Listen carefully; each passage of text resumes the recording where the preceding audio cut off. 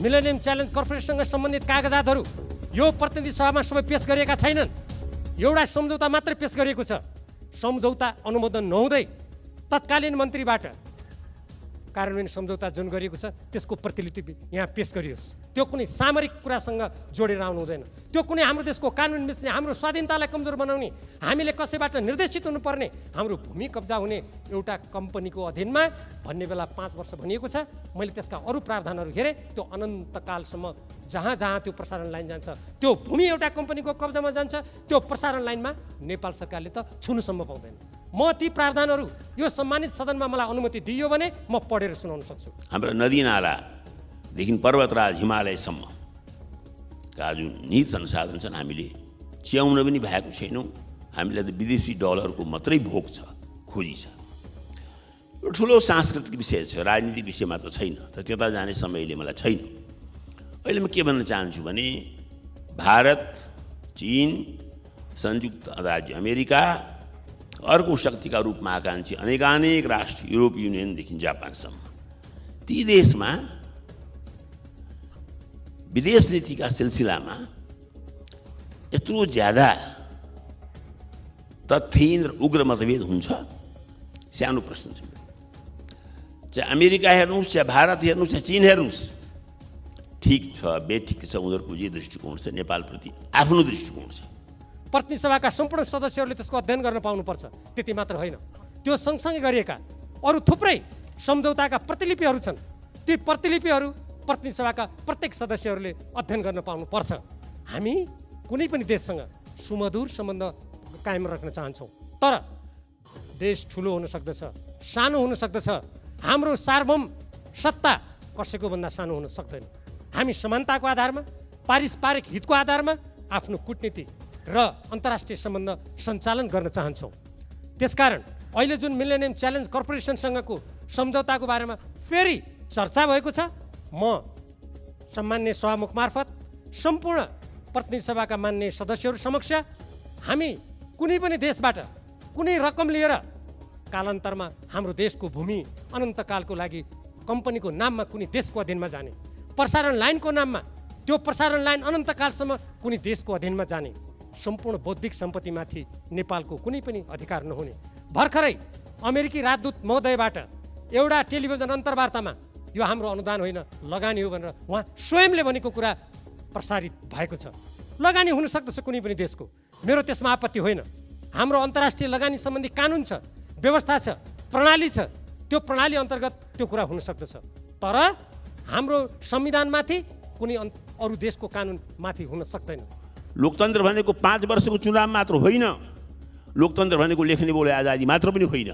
लोकतन्त्र धेरै गहिरो कुरा हो। मैले यहीँबाट चेतावनी दिएको थिएँ प्रधानमन्त्री ओलीलाई, लोकतन्त्र भनेको सङ्ख्यातन्त्र होइन। मैले राजीव गान्धीको उदाहरण दिएको थिएँ, इन्दिरा गान्धीको उदाहरण दिएको थिएँ। लोकतन्त्र सङ्ख्यातन्त्र होइन भन्ने कुरा पूर्व प्रधानमन्त्री ओलीले बुझ्नुभयो। अब यस नयाँ सरकारले पनि बुझ्नु परेको छ।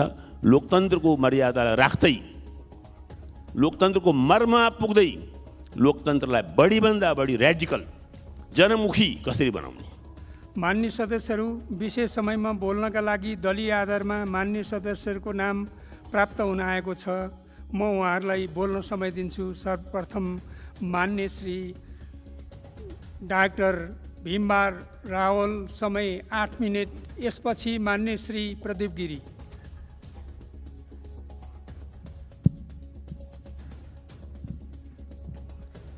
सम्मान्य सभामुख महोदय, हाम्रो देशको राजनीतिक परिवर्तन र विकासको क्रममा देशले पटक पटक विभिन्न असमान सन्धि सम्झौताहरू अपमानपूर्ण किसिमले बेहोर्नु परेको छ।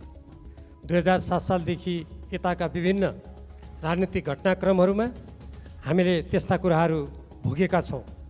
कतिपय त्यस्ता असमान सन्धि सम्झौताहरूका घाउहरू आज हाम्रो मातृभूमिमाथि छँदैछन्। त्यसै कारण जति बेला हामीले संविधान सभाबाट संविधान निर्माण गरेका थियौँ, त्यहाँ सर्वसम्मतबाट संविधान सभामा रहनुभएका सबै राजनीतिक दलका नेताहरू र संविधान सभाका सदस्यहरूबाट हामी अब उपरान्त असमान सन्धि सम्झौताहरूलाई पुनरावलोकन गर्छौँ। समानताको आधारमा सार्वभौम नेपाली जनताको शिर ननिउरने गरी हामी अरू देशहरूसँग सार्वभौम समानताको आधारमा ती सम्झौताहरू गर्छौँ भनेर संविधान मार्फत हामीले वाचा गरेका छौँ। त्यस्तै हामीले स्वतन्त्र परराष्ट्र नीतिको अवलम्बन गरेका छौँ। संयुक्त राष्ट्रसङ्घको बडापत्र, असंलग्नताका सिद्धान्तहरू, पञ्चशीलका सिद्धान्तको मान्यताको आधारमा हाम्रो परराष्ट्र नीति सञ्चालन हुनेछ भन्ने कुरा राज्यका निर्देशक सिद्धान्तमा स्पष्ट रूपमा उल्लेख गरिएको छ। तर हाम्रो देशमा जुन जुन बेला राजनीतिक परिवर्तन हुन्छ, सरकारहरू परिवर्तन हुन्छन्, देशको सार्वभौम सत्ता, स्वाधीनता, नेपाली जनताको स्वाभिमान ओझेलमा पर्ने गरी विभिन्न कोणबाट फेरि त्यस्तै प्रकारका सन्धि सम्झौताहरूका चर्चा हुने गरेका छन्। कतिपय अवस्थामा त्यस्ता सन्धि सम्झौता गर्नको लागि सरकार नै अग्रसर हुने गरेका घटनाहरू हामी बेहोर्दै आएका छौँ।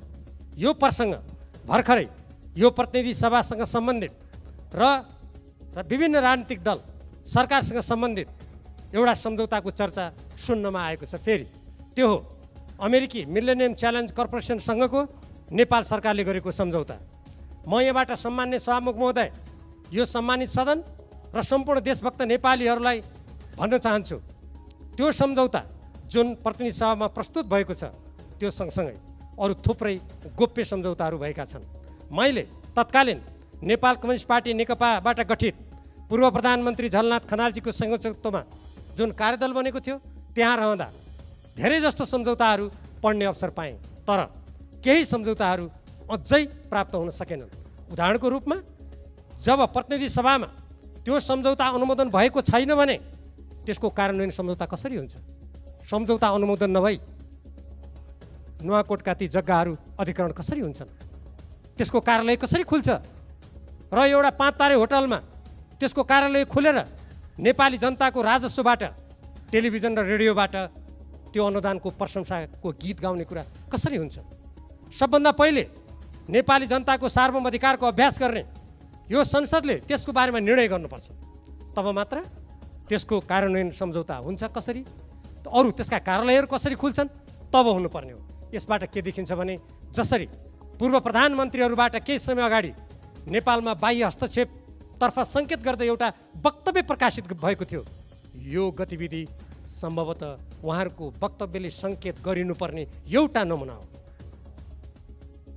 मिलेनियम च्यालेन्ज कर्पोरेसनसँग भएको त्यो सम्झौताका प्रत्येक दफाहरूको अध्ययन गर्दा सर्वप्रथम नेपाल कुनै पनि सामरिक अर्थ लाग्ने गरी न राजनीतिक न सैनिक गठबन्धनमा सामेल हुन सक्छ भन्ने कुरालाई संविधानले जसरी रोकेको छ। पहिलो कुरा त स्वयं अमेरिकी मन्त्रीहरूले पटक पटक यो मिलेनियम च्यालेन्ज कर्पोरेसन भनेको हिन्द प्रशान्त रणनीतिको अङ्ग हो भन्ने कुरा उहाँहरूले वक्तव्य दिनुभएको छ। मलाई आश्चर्य लाग्छ, जुन देशले आफ्नो कम्पनीको बारेमा त्यस्तो भन्छ, कतिपय मानिसहरूले नेपालमा भनेको म सुन्छु, त्यो होइन।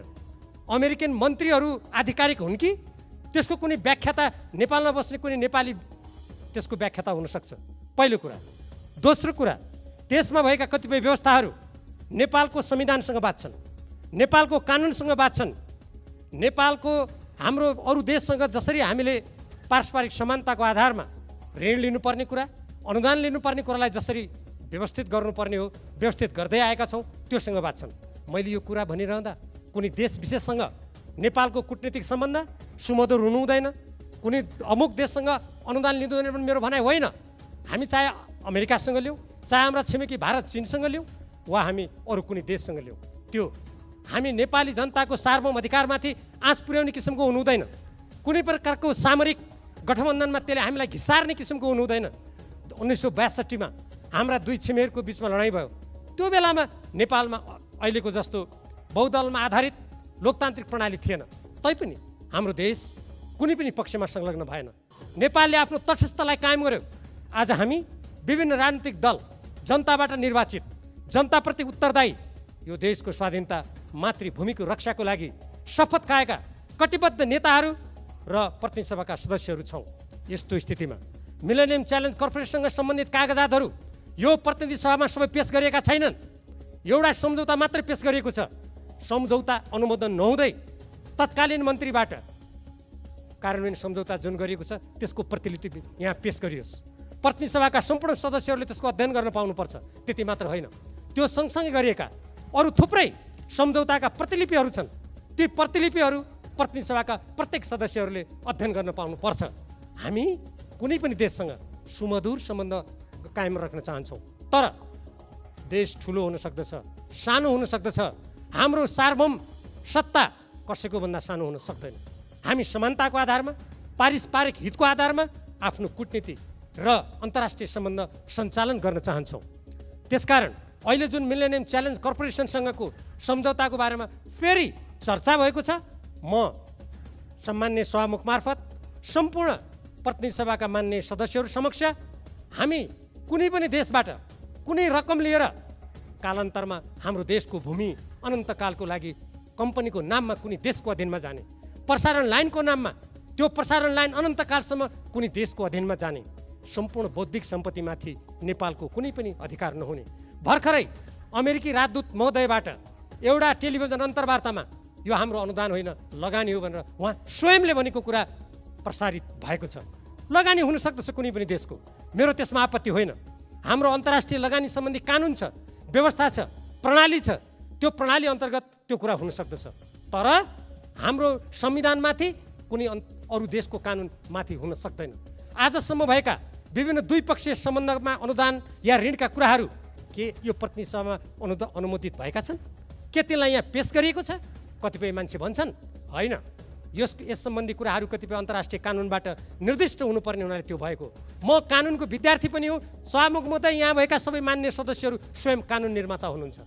हामीलाई थाहा छ कतिपय त्यस्ता अनुदान र अन्तर्राष्ट्रिय सम्झौताहरूमा कुनै विवाद भयो भने त्यसलाई अन्तर्राष्ट्रिय कानुनबाट मतभेदहरू सुल्झाउने प्रणाली छ, त्यो हामीले बुझेका छौँ।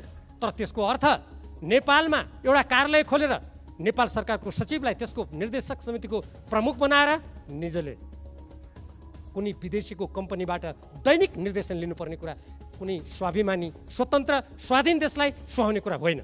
त्यस्तै गरेर हामीले जे जति कुराहरू अहिलेसम्म यस्ता कुराहरू अगाडि बढाएका छौँ, यी कुराहरू हामीले आफ्नो देशको हितलाई सर्वोपरि राख्नुपर्दछ। कतिपय मानिसहरूले भन्नुभयो जस्तो यो अनुदानबाट देशको कायापलट हुन्छ, म यहीँबाट निवेदन गर्न चाहन्छु। आज अरबौँ रुपियाँ हाम्रो देशमा सदुपयोग भइरहेको छैन। कैयौँ कम्पनीहरूले तिर्नुपर्ने अरबौँ रुपियाँ राजस्व तिरेका छैनन्। हामी आफ्नो देशको स्रोत नहेर्ने अनि यो मातृभूमिको स्वाधीनता, स्वतन्त्रता, अखण्डता, हाम्रो आफ्नो भूमिको रक्षाको कुरालाई गौठ ठानेर कसैको पैसालाई देखाएर विकासको नारालाई जनतालाई भ्रममा पारेर उरालेर दीर्घकाल रूपमा नेपालको अस्मिता स्वाधीनतालाई खतरामा पार्ने काम कुनै गरिन्छ भने त्यो सदाका लागि इतिहासमा कलङ्कित हुन्छ। त्यसकारण सम्मान्य सभामुख महोदय, सर्वप्रथम त मिलेनियम च्यालेन्ज कर्पोरेसनसँग भएका मूल सम्झौतासँगै भएका अरू सबै सम्झौताहरू यहाँ प्रस्तुत गरियोस्। नेपाली जनताले त्यो थाहा पाउने अधिकार छ, त्यो प्रतिनिधि सभाका प्रत्येक सदस्यले थाहा पाउने अधिकार छ। र त्यसको साथसाथै त्यहाँ भएका नेपालको राष्ट्रिय हित, स्वाधीनता, स्वतन्त्रता, स्वाभिमान र नेपालको स्वतन्त्र परराष्ट्र नीति विपरीतका प्रावधानहरू संशोधन नभई, परिवर्तन नभई यदि त्यो सम्झौता गरियो भने त्यो राष्ट्रघात हुनेछ। त्यो नेपाली जनताले विगतमा जे जति असमान सन्धि सम्झौता बेहोरेर आजसम्म बाह्य हस्तक्षेपका अनेकौँ श्रृङ्खलाहरूबाट पीडित हुनु परेको छ, त्यो श्रृङ्खलाको पुनरावृत्ति फेरि हुनेछ। त्यसकारण आज हामी सचेत जनताबाट निर्वाचित देश र जनताप्रति उत्तरदायी राजनीतिक दलहरू, त्यो राजनीतिक दलबाट निर्वाचित सरकार, स्वयं हामी जनप्रतिनिधिहरूले यसमा गम्भीर भएर सोच्नुपर्छ र तदनुरूप सरकारले पनि गम्भीर भएर जिम्मेवारीपूर्वक सोचेर त्यहाँ रहेका ती प्रावधानहरूलाई हटाएर संशोधन गरेर यदि अनुदान हो भने त्यो निस्वार्थ अनुदान हुनुपर्छ। त्यो कुनै सामरिक कुरासँग जोडेर आउनु हुँदैन। त्यो कुनै हाम्रो देशको कानुन मिच्ने, हाम्रो स्वाधीनतालाई कमजोर बनाउने, हामीले कसैबाट निर्देशित हुनुपर्ने, हाम्रो भूमि कब्जा हुने एउटा कम्पनीको अधीनमा भन्ने बेला 5 वर्ष भनिएको छ। मैले त्यसका अरू प्रावधानहरू हेरेँ, त्यो अनन्तकालसम्म जहाँ जहाँ त्यो प्रसारण लाइन जान्छ त्यो भूमि एउटा कम्पनीको कब्जामा जान्छ, त्यो प्रसारण लाइनमा नेपाल सरकारले त छुनुसम्म पाउँदैन। म ती प्रावधानहरू यो सम्मानित सदनमा मलाई अनुमति दिइयो भने म पढेर सुनाउन सक्छु। त्यसकारण सम्मान्य सभामुख महोदय, म गम्भीरतापूर्वक अनुरोध गर्न चाहन्छु, हामी सबभन्दा पहिले सरकारको कर्तव्य, हामी जनप्रतिनिधिको कर्तव्य यो देशलाई, यो देशको स्वाभिमानलाई रक्षा गर्ने हो। आज चीन, भारत, अमेरिका देशका कुनै पनि संसारका मुलुकहरू सबभन्दा पहिले आफ्नो राष्ट्रिय हित हेर्छन्।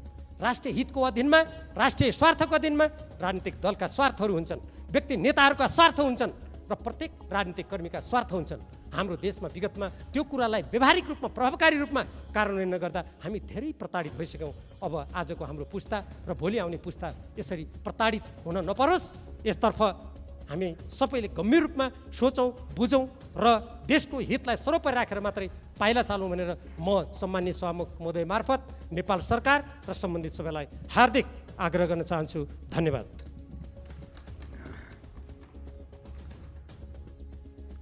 माननीय श्री प्रदीप गिरी, समय 9 मिनट। सभामुख महोदय, सर्वप्रथम मलाई समय दिनुभएकोमा धन्यवाद दिन चाहन्छु। म मुख्यतः आज मैले झन्डै 55 वर्षदेखि नजिकबाट चिन्दै आएको हाम्रा पार्टीका सभापति शेरबहादुरजीको नेतृत्वमा बनेको सरकारलाई शुभकामना दिउँ भनेर उभिएको हो र शुभकामनाका साथ केही संशय पनि छन्, तिनलाई पनि व्यक्त गर्ने मेरो अभिप्राय थियो र छ। तर मभन्दा पूर्ववक्ता एक अत्यन्त प्रतिभाशाली र प्रतिबद्ध मित्रले, सांसदले अहिले एउटा सम्झौता विशेषलाई केन्द्रमा राखेर अत्यन्त गम्भीर वक्तव्य दिनुभयो। वक्तव्यमा उहाँले दिनुभएको मनुष्यका बारे अहिले म पक्का बोल्ने पक्षमा छैन। एउटा सानो कुरा तर म उक्त माननीयज्यूलाई र संसदमा रहनुभएका यावत व्यक्ति र शक्ति, सांसद र दलहरूलाई सम्झना गराउन चाहन्छु। उक्त सन्धिको प्रयास संयुक्त राज्य अमेरिकाबाट आएको छ।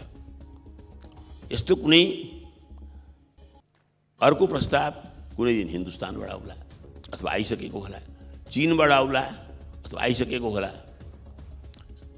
युरोप युनियन एउटा शक्तिका रूपमा अगाडि बढिरहेछ, त्यहाँ पनि आइसकेको होला। नेपाल एउटा सानो देश छ, भूगोलका हिसाबले सानो छैन, त्यता नजानु होला। भारत र चीनका छेउमा परेर हामी सानो देखिन्छौँ। विश्वका राष्ट्रहरूका तुलनामा आफूलाई हेर्नुको भने हामी मनकै ठुलो पनि छौँ। संसाधनले हामी रहित छौँ, गरिब छौँ, तर हामी दरिद्र छैनौँ। मानसिकता मात्रै गरिब छ। हामीसँग भएको अक्षय र अद्भुत र अमूल्य प्राकृतिक स्रोतहरू, हाम्रा नदी नालादेखि पर्वतराज हिमालयसम्म का जुन निहित संसाधन छन्, हामीले च्याउन पनि भएको छैनौँ। हामीलाई त विदेशी डलरको मात्रै भोग छ, खोजी छ। एउटा ठुलो सांस्कृतिक विषय छ, राजनीतिक विषय मात्र छैन। तर त्यता जाने समयले मलाई छैन। अहिले म के भन्न चाहन्छु भने भारत, चीन, संयुक्त राज्य अमेरिका, अर्को शक्तिका रूपमा आकाङ्क्षी अनेकानेक राष्ट्र, युरोप युनियनदेखि जापानसम्म, ती देशमा विदेश नीतिका सिलसिलामा यत्रो ज्यादा तथ्यहीन र उग्र मतभेद हुन्छ। सानो प्रश्न छ, चाहे अमेरिका हेर्नुहोस्, चाहे भारत हेर्नुहोस्, चाहे चीन हेर्नुहोस्, ठिक छ, बेठिक छ, उनीहरूको जे दृष्टिकोण छ नेपालप्रति आफ्नो दृष्टिकोण छ। त्यो ठिक छ कि बेठिक छ भन्दिनँ, ज्यादा बेठिक नै होला। तर बेठिक किन छ भने हामी नेपालीले आज राजनीतिक दलको यत्रो दबदबामा, चकचकीमा, देशमा लोकतन्त्र होइन ज्यादातर दलतन्त्र चलिरहेको बेलामा, पछिल्लो सर्वोच्च अदालत अपवादको रूपमा आएको छ। यो दलतन्त्रका माझमा हाम्रा सरोकारवाला दलहरू किन साझा विदेश नीति बनाउन सक्दैनन्? पूर्ववक्ता माननीयले जस्तै सारगर्भित कुरा भन्नुभए पनि यो सम्झना राख्न आवश्यक छ। जबसम्म मुलुकका सरोकारवालाहरू, मुलुकका सबै दलहरू र साझा विदेश नीतिका प्रति प्रतिबद्ध हुँदैनन्, हामीहरूमध्ये प्रत्येकले एकअर्कालाई तल देखाएर, उँचा देखाएर मुखको तितो मात्रै पोख्छौँ। अहिले यस खास सन्धिका बारे म टिप्पणी गर्न चाहन्न। हामी आत्मनिर्भर बन्दाखेरि हामी विदेशी सहायता बिना पनि बन्न सक्छौँ। हामीले हाम्रा देशका संसाधनलाई माल पाएर चाल्न पाएको शैलीमा अगाडि बढाइरहेको छौँ। कोही अपवाद छैन, कुनै मन्त्री अपवाद छैनन्, कुनै प्रधानमन्त्री अपवाद छैनन्। उनीहरूले आफ्नो आत्माभित्र चियाएका छैनन्, मुलुकभित्र हेरेका छैनन्, बाहिर बाहिर बाहिर मात्र हेरेका छन्। लिने कुरोमा पनि दिने कुरोमा पनि। यो विषयका लागि उभिएको थिइनँ।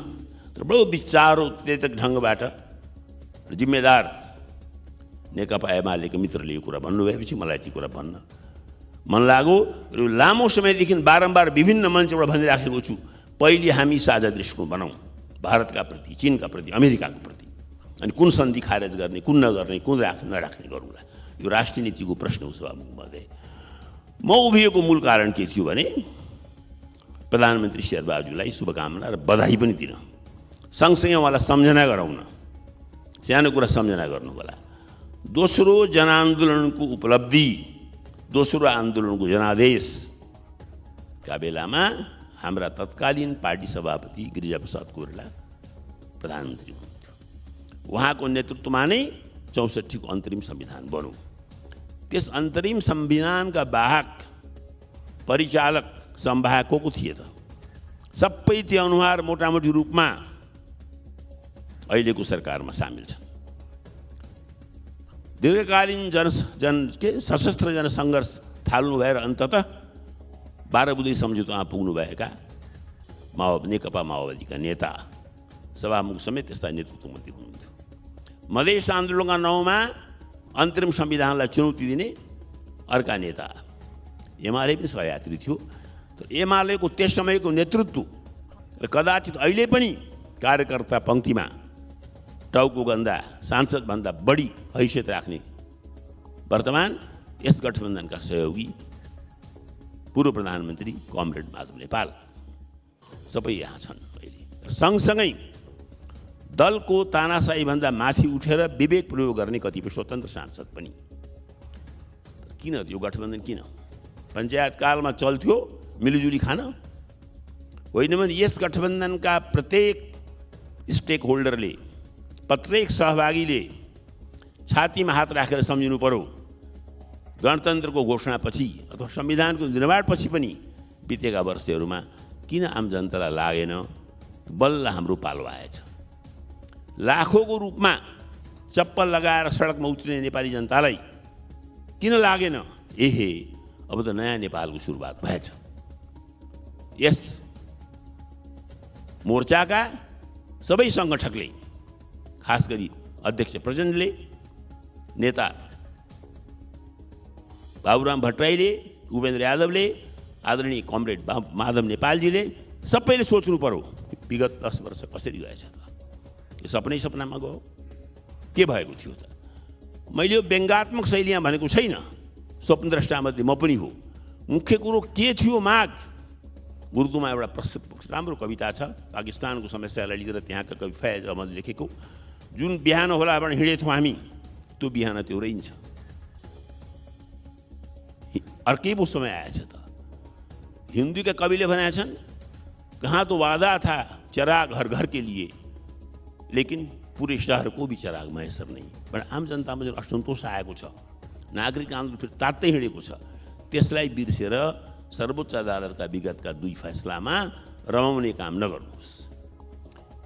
संघीय राज्यको नारा मधेसवादी पार्टीले उठाएको थियो, त्योभन्दा पहिले नेपाली कांग्रेस प्रजातान्त्रिकले प्रस्ताव गरिसकेको थियो। तर आज पनि संघीय राज्य कागजमा सीमित छ। सम्झना गराउन चाहन्छु, सरकार जसको बनोस्, कोभिडको प्रतिकारमा स्थानीय सरकारले प्रशस्त काम गरेको छ। स्थानीय सरकारलाई कसरी शक्तिशाली बनाउनुहुन्छ, यस विराट मोर्चाले सफल गरोस्।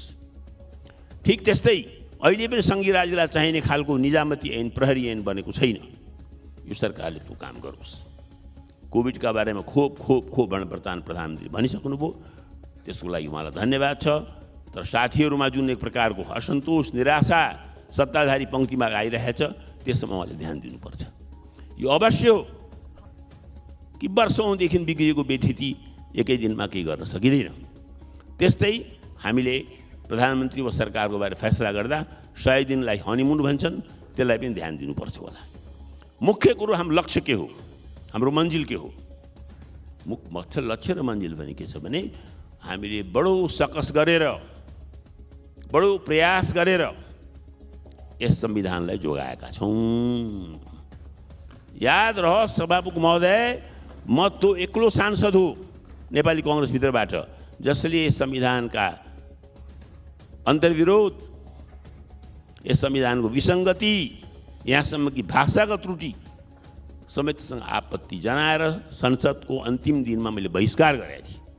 मेरो हस्ताक्षर छैन संविधानमा, तर हाम्रो पार्टीभित्र अन्यमनस्क हुँदाहुँदै पनि यो संविधान बहाली हुनुपर्छ, संसद बहाली हुनुपर्छ भनेर कदाचित अत्यन्त ज्यादा तर गर्नेहरूमध्ये हामी के साथीहरू थियौँ। किन त्यसो गर्नु पर्यो? मलाई लाग्यो संविधानमा जे त्रुटि भइसके भए पनि संसद सार्वभौम संसद स्थापना भइसकेपछि सार्वभौम संसदका माध्यमबाटै मधेसको, जनजातिको, दलितको, महिलाको, अन्य सीमान्तरिक समूहको समाधान गर्नुपर्छ। समाधान गर्नै पर्छ, संसदबाटै गर्नुपर्छ, यस संविधानका माध्यमबाटै गर्नुपर्छ। त्यसैले प्रधानमन्त्रीको एकातिर दिनानुदिनका समस्या छन्। उदाहरणका लागि खोपको कुरा आयो। हो, खोप चाहिँ नै आवश्यकता हो। त्यति मात्र होइन, त्यतिकै महत्त्वपूर्ण कुरा त सुशासन शब्दको व्यापक अर्थ छ। तर सुशासन नहुने, बेलामा खोप नआउने, संविधानले बारम्बार चुनौती पाउने विगत प्रधानमन्त्री नै सही, भूतपूर्व प्रधानमन्त्री नै सही, उहाँले संविधानसँग खेलवाड गर्ने यत्रो आत्मविश्वास कहाँबाट ल्याउनु? उहाँ पनि राजनीति गरिरहेका मान्छे हो, यस कारण ल्याउनु भयो, चाहे उहाँकै कारणले सही। उहाँलाई थाहा थियो आम जनता सरकारसँग, राज्यसँग, यो संविधानको कारणसँग सन्तुष्ट छैनन्। त्यसैले म यस सरकारलाई, यस सरकारका प्रमुखलाई, प्रधानमन्त्री शेरबहादुरजीलाई र यस सरकारलाई सहयोग गर्छु, भर्थे गर्छु भनेर भर्थे गर्दै हिँड्नुभएका अन्य नेताहरूलाई के भन्न चाहन्छु भने, पहिली एकातिर खोपलाई सम्झिनुहोस्, एकातिर आम जनताले दिनानुदिन भोग्नु परेका समस्या सम्झिनुहोस्, त्यसलाई प्राथमिकतामा राख्नुहोस्। र अन्तमा एउटा बडो शब्द प्रचलनमा थियो, सभामुख महोदयले पनि शब्द बडो प्रयोग गर्नु होला, फ्युजन। 62-63 आन्दोलन भनिन्थ्यो। दुईटा व्यवस्था देख्यौँ, 5 वर्षमा एकपल्ट चुनाव गर्ने, अखबार छाप्न दिने, मनपरी गाली गर्न दिने, भोट पनि गराउने, लोकतन्त्र भन्ने। मान्छे भोका छन्, नाङ्गा छन्, मरिरहेका छन्, त्यही पनि लोकतन्त्र। अर्कोतिर एकदलीय व्यवस्था चलाउने, त्यसलाई नयाँ जनवाद भन्ने, तर सानो आन्दोलन पनि नगरी सोभियत युनियन हट्नुपर्ने। चीनको भविष्य पनि के हुन्छ थाहा छैन। यी दुईटालाई फ्युजन गर्ने नाममा हामी एक भएका थियौँ। गिरिजाप्रसादको नेतृत्वमा विश्वास गरेर नेकपा माओवादी मधेसवादी सरकारमा आएका थिए। त्यो फ्युजन विगत 15 वर्षमा हामीले कन्फ्युजन बनाएका छौँ। ठन्डा दिमागले नेपाली काङ्ग्रेसका वर्तमान सभापतिसँग बसेर सब कुरो सोच गरेर अध्यक्ष प्रचण्डदेखि अन्य सरकारवाला सबैले राम्ररी सोचिकन विगतका भुलहरूबाट सिकेर एकातिर नेपाली काङ्ग्रेसले सिक्नु परेको छ लोकतन्त्रको रूढ अर्थ, जडसूत्रीय अर्थबाट चल्दो रहन्छ लोकतन्त्र। लोकतन्त्र भनेको 5 वर्षको चुनाव मात्र होइन, लोकतन्त्र भनेको लेख्ने बोले आजादी मात्र पनि होइन। लोकतन्त्र धेरै गहिरो कुरा हो। मैले यहीँबाट चेतावनी दिएको थिएँ प्रधानमन्त्री ओलीलाई, लोकतन्त्र भनेको सङ्ख्यातन्त्र होइन। मैले राजीव गान्धीको उदाहरण दिएको थिएँ, इन्दिरा गान्धीको उदाहरण दिएको थिएँ। लोकतन्त्र सङ्ख्यातन्त्र होइन भन्ने कुरा पूर्व प्रधानमन्त्री ओलीले बुझ्नुभयो। अब यस नयाँ सरकारले बुझ्नु परेको छ, लोकतन्त्रको मर्यादालाई राख्दै, लोकतन्त्रको मर्ममा पुग्दै लोकतन्त्रलाई बढीभन्दा बढी र्याडिकल, जनमुखी कसरी बनाउने, यो दायित्व नेपाली काङ्ग्रेसको र नेपाली काङ्ग्रेस सभापति शेरबहादुरजीको हो। लोकतन्त्रको जडसूत्रवादी व्याख्याबाट हामी उठ्नु परेको छ प्रधानमन्त्रीजी। त्यस्तै 21औं शताब्दी आइसकेका छ। 20औं शताब्दीमा फेल भएका सोभियत युनियनको विघटनपछि एकपछि अर्को पूर्वी युरोपका ढल्दै गएका ती अनुभूतिलाई राजनैतिक स्तरमा बुझ्नुहोस्। अहिले अरू देशको नाम लिनु ठिक नहोला, न चीनको त्यो चकाचौध नै सक्कली हो। 5-10 वर्षमा हामी रहन्न होला, त्यसको नक्कलीपना त्यसरी नै थाहा हुन्छ जसरी सोभियत युनियन गराम गुरुङ भएर पायो। न त नर्थ कोरियाका ती वंशानुगत साम्यवादी नै वास्तविक साम्यवाद हुन्। आउनुहोस् हामी नयाँ किसिमबाट 20औं शताब्दीको इतिहास हेरौँ। 20औं शताब्दीमा तथाकथित बेलायतमा जन्मिएको संसदीय व्यवस्था पनि नाङ्गिएको छ र जनवाद, बहुलवाद, बहुदलीय जनवाद पनि अल्पमत भएको छ। यिनीहरूलाई नसिकी, यिनीहरूलाई सम्मान नगरी, यिनीहरूलाई नबुझी हामी बढ्न सक्दैनौँ। तर सम्मानको नाममा हामीले मात्र पुराना गीत गाएर, पुराना तन्त्र गाएर, पुराना शास्त्र भट्ट्याएर र शास्त्रका किमतमा लोकलाई बुझ्न हामीले छोड्यौँ भने इतिहासमा हाम्रो नाम मात्र रहन्छ। यसपटक यो सरकार असफल भयो भने शेरबहादुर असफल हुन्न, बुझ्नुहोस् सरकारवालाहरूले।